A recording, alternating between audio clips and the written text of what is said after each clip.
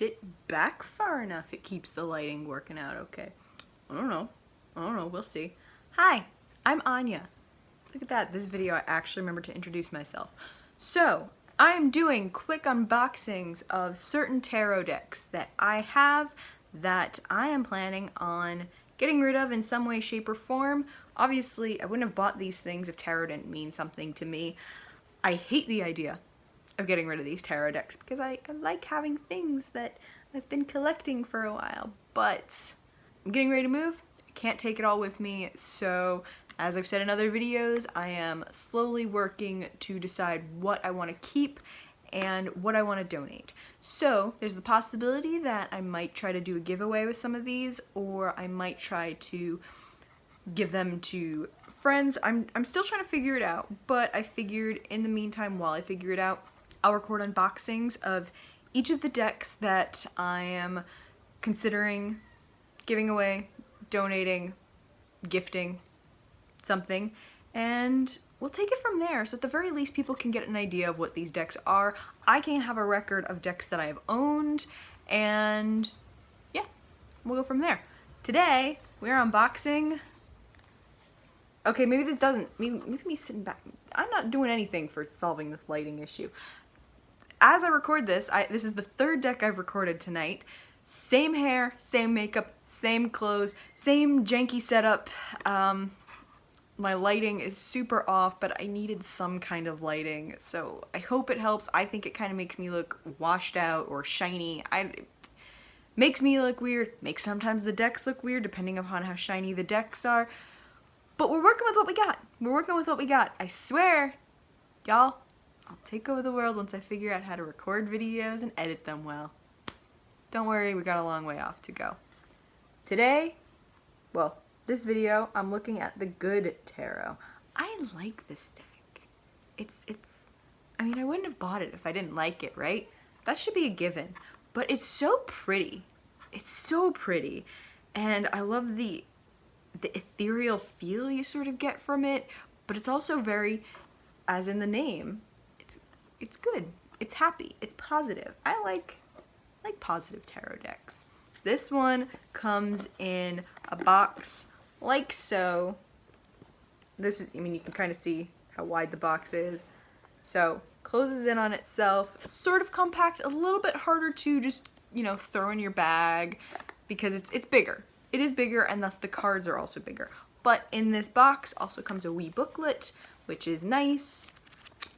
And the booklet, it's very short, to the point. It's not like a big lengthy guidebook that you get in some of these decks, but it does. I like the fact that it gives you keywords that go with each of the cards. So Fool is enthusiasm, Magician is alchemy, High Priestess is mystery. I like that. I like that aspect. I believe, if I'm not mistaken, I believe there isn't a devil card. Yes, so now the devil, card number 15, is temptation, and the keyword there is attachment.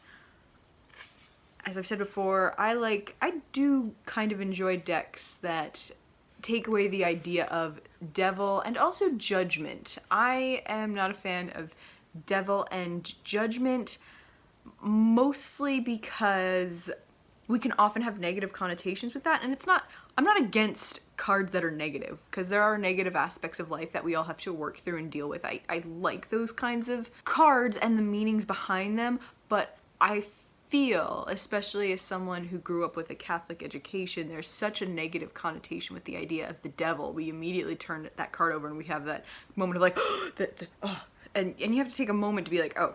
Especially for those of us who were raised with a Christian education, we have the idea of devil equals bad. Whereas the devil in tarot isn't always saying that. The devil is usually wanting to challenge you. Usually wanting to challenge you to overcome your addictions and the things that you're tied to that maybe aren't good for you, to realize that you wear that chain around your neck and you alone have the ability to take it off and walk away from it and create something better. So I like the messages behind some of those cards, but it's just the immediate negative connotation that I don't like with it, which is why I have a tendency to like decks that show that card in a different way. So I know in one of these recent videos I talked about Druidcraft, which is one of my main decks, and that has Cernunnos there, and I love Cernunnos. I love him showing up as a figure because he's, I think, a good reminder of that whole challenging aspect of you challenging yourself and your own nature. And the very first deck I worked with, which was Tarot of the Hidden Realm, which has Shadow Dance instead of the Devil. Anyway, we're not here to talk about the Devil, we're here to talk about the good tarot. These cards are big. These cards are big. Look, my hand is cramping up trying to hold these bad boys. Beautiful deck. Look at the back. Look at the back of the cards. It's kind of hard to see. Oh, I'm gonna have this issue the entire time, the lighting I'm trying to work with. I'm so sorry. But it's nice. It almost looks like an old tome, like the cover of an old book. I love that. Maybe that'll work. Maybe here. No, there. Kind of. Oh, I'm trying, guys. I'm really trying, man. Trying so hard to get these pictures working and adjust. I know I should just record them in the place where lighting always worked, but I want to sit here. I'm comfortable. Anyway, so as with most of these show-offs, I'm going to start with the Fool. Oh, this one's gonna be a tough deck to show you guys because look at how that light just washes out everything, but we don't want it to wash out everything because look at how ethereal the card is with like the different forms of light hitting in different ways. Like, I love the artistry behind this, so you can see that there is a figure there, but you can also see all of these different colors. I love it. I love how it was done. I just wish the cards were smaller. Good cardstock. Let me talk to you about cardstock. I don't know why I always do that to test cardstock. It's like, can you hear it? Can you hear how good it is? But it's thick. Doesn't bend easily. I don't worry that like in shuffling these that like the edges will get caught. Like I don't know. I have this image in my head that you shuffle them and you'll just, as you're like pushing them after shuffling them, like something will just get caught like right in the dead center and tear it in half. Like, I don't know why. I don't know why I have that mental image in my head, but I don't have that fear with this because I feel like they're thick and sturdy enough. The problem is you couldn't shuffle them. I couldn't shuffle them because they're so big. It's one of the reasons why I trimmed my Druidcraft deck. It's so big, and if I want to read with the cards, I need to be able to shuffle them. So, it's one of the decks that I keep, and it's also just, look at this. Look at this. This is all the cards except for the Fool, which I just put over to the side. This is fat. This is a fat deck. Like, I struggle to hold it to shuffle it, but I also just struggle to hold this in my hands because it's like it takes up all of my finger width. It's a big deck, but the imagery is really nice. The imagery is really nice. I can't get over the imagery in it. So let me show, I think this is going to be running theme. Let me show you the High Priestess because that's what I seem to do. I'm like, here's the first card in the deck and then let's go to the High Priestess because I love the High Priestess. I love the moons there. I love the figure. I don't know why. I just love the colors. I like how, I don't even know how to describe it, but I love how the images sort of, you can see an image there, but there's also all these just like colors and shapes around it. That's what I mean when I say it's sort of ethereal in a sense, because there's so much more going on than what is in the picture that is meant to tie into that specific card. I love this Hierophant. Look at this Hierophant. She's so cool. I love her. I'm saying her because I'm just going with what I feel on this. I think I've said this in other videos. I go by what I feel when I look at the card. To me, I feel her. I love the wings. I love everything that's going on in that image. It's such a strong image. And I'm literally just going through some of them, and I kind of am like, I should show every single card in this deck. I don't have time to show you every single card in this deck.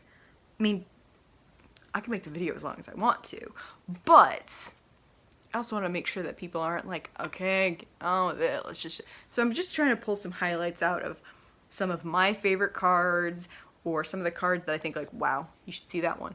This is just the Hermit, and I love that there's like, it's just a door. It's just a door. There's no figure in this because, I mean, It's legit, right? The hermit is hermiting. It's just a door where the hermit is locked away being a hermit. Like, I love that. It's so simple, but it's great. Fortune's Wheel, like Wheel of Fortune, but instead it's renamed Fortune's Wheel. Look at the colors in it. The colors are gorgeous. I do wish this deck was just a little bit smaller so that I could shuffle it better. So, transformation. This is the Death card. It actually works. I like that. I like that because death is another card that people have such beef with. Like, they freak out when they see the Death card, and I get why, but death is usually about transformation and change and becoming something new. Oh, I like that. I like that. That is a beautiful representation of that card, a change to the name that isn't as scary. This is why it's the good tarot, because it don't freak people out. And I mean, granted, as a tarot reader, you're going to sit down and talk to people about the cards, the reading, and what things actually mean. So hopefully if they get death and they freak out, you'll be able to talk them down from that and go, it might just mean that there's a change for you coming, and to just be prepared for it. Patience is the next card, and patience is temperance. Patience is temperance. And then temptation has replaced the devil. I like it. I think it's a good system. It's a good system for the good tarot. Because if you read with a deck like this, people aren't going to get freaked out, and you don't want to put sometimes you don't want to put a bias into people's minds, especially if they don't know a lot about tarot, if they don't understand the meaning behind tarot, not just the meaning of the cards, but if they're getting a tarot reading for the first time and they have literally no idea what to expect. I've given readings for people who have no idea what tarot actually is, and they're a little freaked out because I use it a lot for like personal insights and transformation, working with what's in the here and now to figure out the future you want to build, or digging into hurts and wounds that you might need to be addressing here in the physical, like addressing your thoughts and your emotions and things like that, things that have been trapped in you for years. I like using it for personal transformation and growth, whereas I think a lot of people are like, they'll think it's 100% like you're going to be telling them their future. But I think if I'm telling you your future, then I'm kind of telling you that you don't have free will to choose to make your future. In that sort of sense, having a deck like this is really good for people who are going to come to a tarot reading and put some of their own fears, concerns, and biases onto the cards and onto the meanings. This, I think, might help rein some of that in because the imagery is just very nice and peaceful and calm, and it does take away some of those immediate biases that people might have with, say, the devil, death, the Tower. Tower is still a card in this deck, but that's not that fearful image of a building collapsing, but rather it almost seems like it's focusing on what can we build. Like, it looks as though there's a rock. You can see the rock very clearly here, but the actual building around it almost looks as though it's still being imagined. So it sort of seems like it's saying what growth can be made from what we have now. And that's pretty cool. It's pretty cool because it's very positive. I like the positivity that radiates from this deck. It will be a deck that, again, is probably a bit hard for me to part with, but I bought this deck. I haven't used it once. I just like the imagery in it. And if you're gonna have a deck, or it's not that you need to only have decks that you use and work with. You can have decks for whatever reasons, but as I said at the start, and as I've said throughout all these videos, I need to consolidate right now, and what's important to me is taking decks that I've put a personal investment in.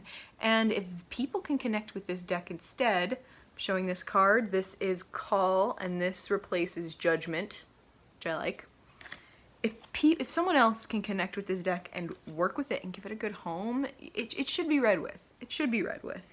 This deck, their court cards work with a system of page, messenger, queen, and king. So the knight is replaced with the messenger. And these images are also gorgeous. I'm looking at the air cards right now, and most of them look realistic. So you have I'm just gonna show you I don't think I'm gonna show you every single one of the court cards, but it's gonna be hard, guys. It's gonna be hard because this is a gorgeous deck. Here's the page of air. Look at those wings. That figure. It's interesting because you would think the page would be a messenger coming in to deliver something, and that's what I would get the feeling from with this figure. We'll just hold it back here. Oh, I was hoping I could trick the lighting, but no. You never can. But this to me almost looks like a figure that would be coming to deliver a message, the start of something new. But here is our messenger who is replacing the knight. And this is what I mean with like realistic artistry in a sense. Like, not that all of the art around it looks real, but that looks like a real model that posed for this. So the figures in this look real. Here's the queen. Like, she looks real. She's gorgeous. You know what I want to do? I want to like take this and just like put this all in a picture frame or something. She's beautiful. She's beautiful with her owl. Look at her. She's gorgeous. I also like her because if you look close enough, if you really, really, really pay attention, she's not like a young woman. I don't know if she's mother or crone type. She might be somewhere in between, but she definitely doesn't look young. She looks like someone who has had the experience and brings knowledge to the table. Like, I really like that about her, because so often you see these tarot decks where it's just like all these super young, skinny, beautiful people. And I'm not saying she's not beautiful, because she is. She's absolutely gorgeous. But there's literally like no shame from her about her age and the wisdom that she brings into the world. Because a lot of times, maybe not tarot decks, but the world can do that. The world likes to shame women for getting old. There, I said it. I've said it, and I'm not taking it back. Here's our king. He also looks like a real figure. Obviously, he's wearing a mask, but he still looks like a real figure. Like a real person behind the mask. I like it. I like it. And here, obviously we're in air, so air, thoughts, mind, ideas, intellect, swords. I forgot the word swords. Been looking at tarot cards all night, and I'm sitting here forgetting the word swords. I don't know. I'm also looking at my face, and I'm like, did I put on makeup? Why do I look like this? We don't care. We don't care, because if we wait for everything to be perfect, we never do anything. And that's part of the problem. We're just waiting for the perfect conditions. Face gotta look great. I don't know how to put on makeup. I tried. I also clearly don't know how to do lighting for this sort of shit. We'll work on it. But we can't get better if we don't practice, right, Anya? Right? Right? Yeah. Anyway. Three of air. Also known as Three of Swords. This is usually an image of a heart with three swords through it. Very, very famous image in Rider-Waite-Smith deck. This doesn't look like that at all. I like that the little birds have little crowns on them, as though they're their own sort of deity or divinity in a sense. And you have two birds off to the side on a tree branch, but one bird is still resting on this figure of air's wings, as though to say, hope isn't lost. You can see a sort of pain and heartbreak coming from her, but it's not that same image of just a heart just being beaten the hell out of. So, interesting sort of take on that card. Let's go to fire. So fire, I am gonna show you all of the court cards here because I decided I wanted to. Because I did. All right, so we'll start with the page of fire. So fire, also wands. Look at the colors in here. Look at the brightness of the fires here and then up here as well. The brightness of the fires, but also I love the mixed in with the dark colors that almost look like I mean, I know it's supposed to be like ground, there's a castle in the back. Like when I'm looking at it from back here, like my eyes back here, looking at it on my phone screen, it almost looks like a nebula. Like it's surrounded by a nebula in the universe. It's so beautiful. I really can't get over it. That's what I'm talking about with all of this. I don't know what is being put over these images to create this effect, but I find it to be gorgeous. It just adds something extra to the image. This is the messenger. Like, there's nothing I can really say about why I like this image. I just look at it and I'm like, yeah, if that came up for me during a reading, I'd actually feel okay about it. And maybe that's what I'm judging by, like, looking at it as both a reader and as someone who has gotten readings and also done readings for myself. Be like, yeah, if she showed up, I'd be okay with it. Because she just looks like she'd be, if she's a messenger or something, she looks like, I feel like whatever she's sending or delivering couldn't be bad. I like that. I like that. Here's our queen. She looks like a badass. Like a badass. Look at all these bright colors around her. I love queens that actually look like they own themselves and their damn space. So, power. Love it. Here's our king. I love him because, again, he looks like a real person, but he also, he shows, I love the fact that it's showing age and the fact that we're not always going to be young, beautiful, I don't want to say things. We're just not always going to be like these young creatures. We will age. We will stop being maidens or youths.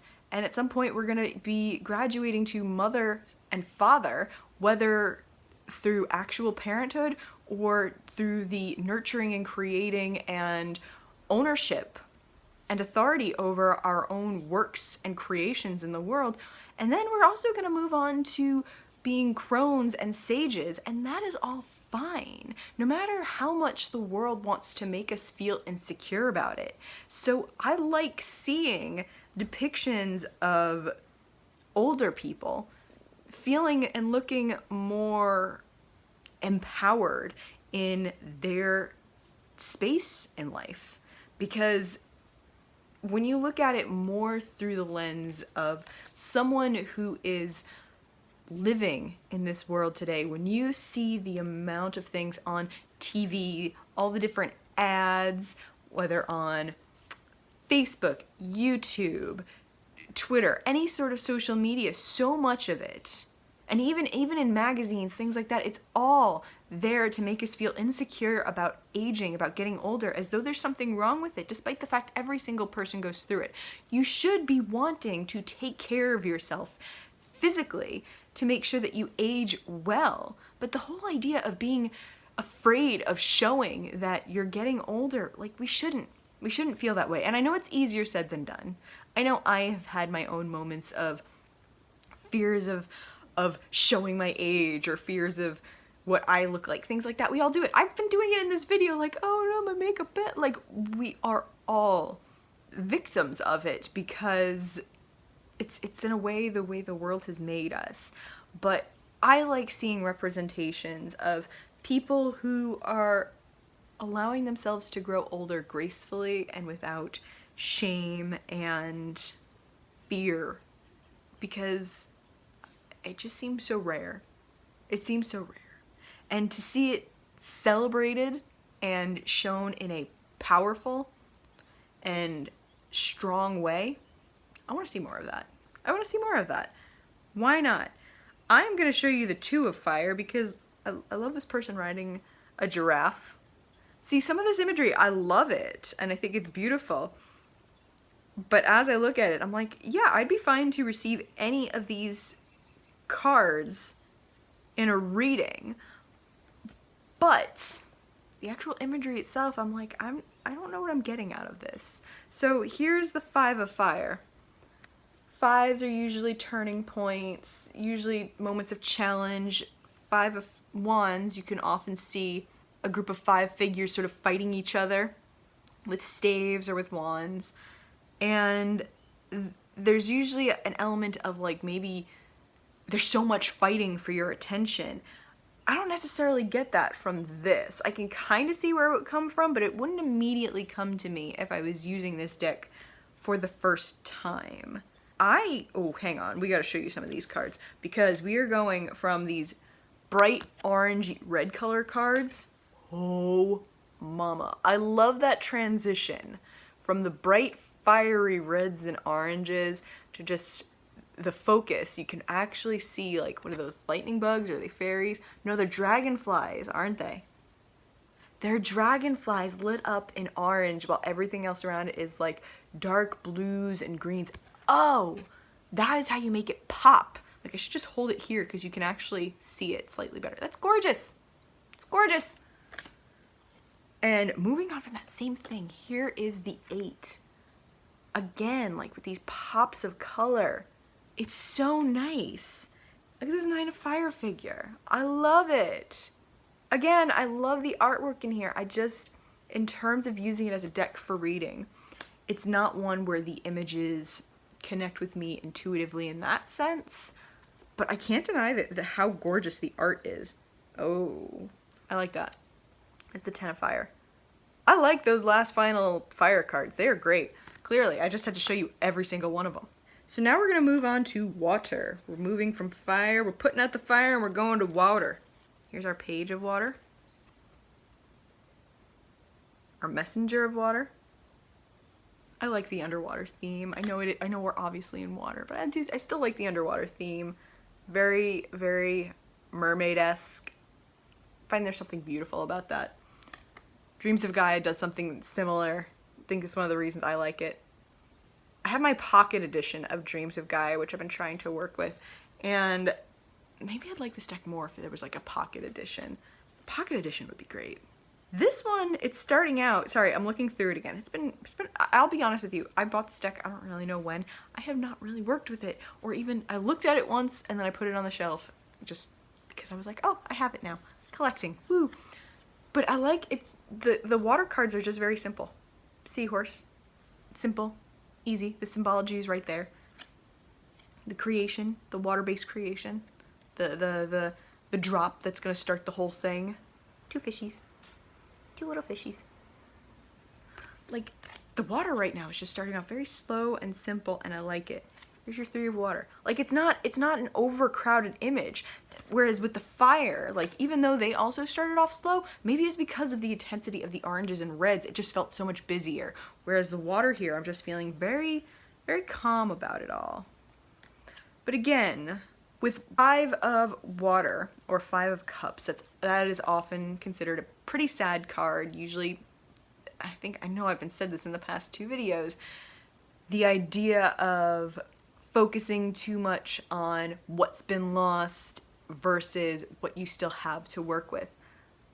This is the 5 of water in this deck. I don't really get that sort of same vibe from this card. Like, I honestly don't know, in looking at this card, what I would interpret this card to mean. And that's what I mean when I say I would struggle to connect with this intuitively. Beautiful deck. To me, personally, this is the 6 of water. This has more of a feel of the 5 of water. You know, you could look at that figure as though reflecting on what they have and what they've lost and just reflecting on their own selves. So I get more of that vibe from this card. And maybe that's the point of this deck. Maybe the point of this deck isn't to read it like a standard Rider-Waite-Smith, even though it has the same sort of setup as a Rider-Waite-Smith deck. Maybe, you know, it could just be a deck where you're not supposed to think too much about the actual card number, but really just focus on the image.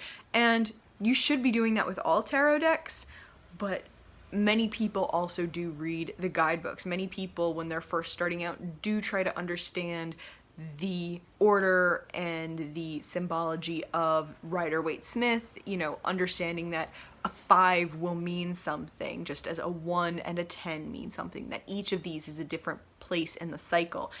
It's all people who read with a Marseille style deck are often going off of a system like that because they don't have the same imagery in the cards that you would have if you were reading a Rider-Waite-Smith that has images in every single pip card.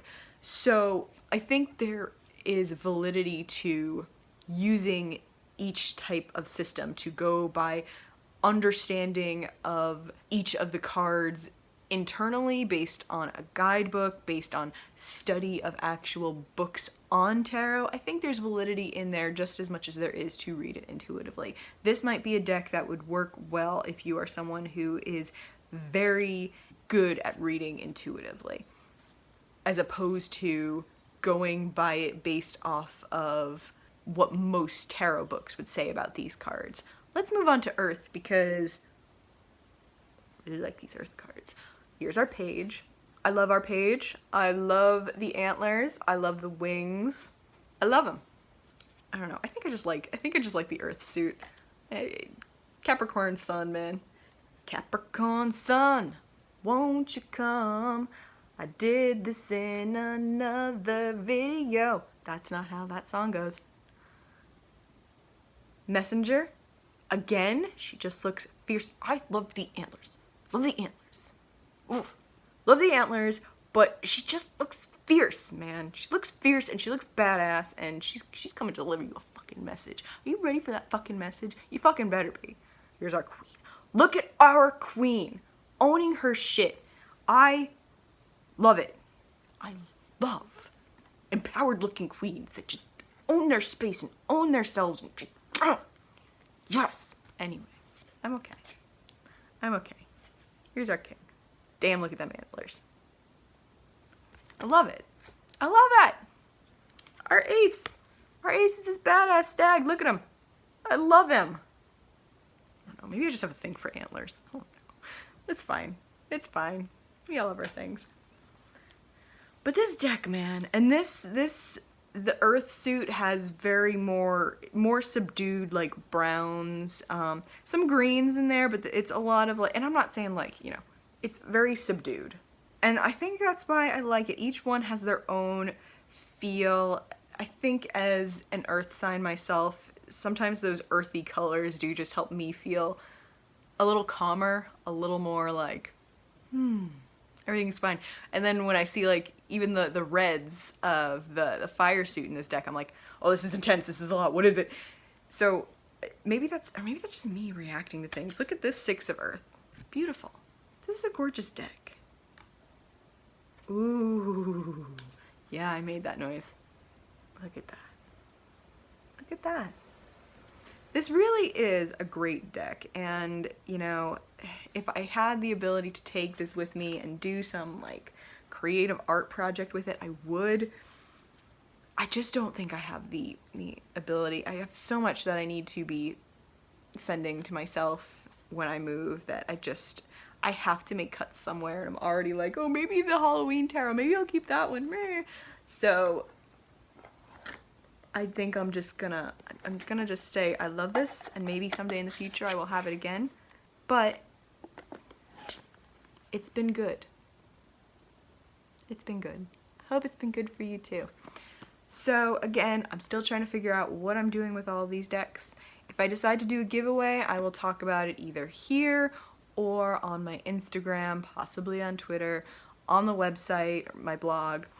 And yeah, I'll keep you updated on what I decide to do. But in the meantime, thank you for watching. I hope you've enjoyed. Thanks everyone. Have a good night. Bye.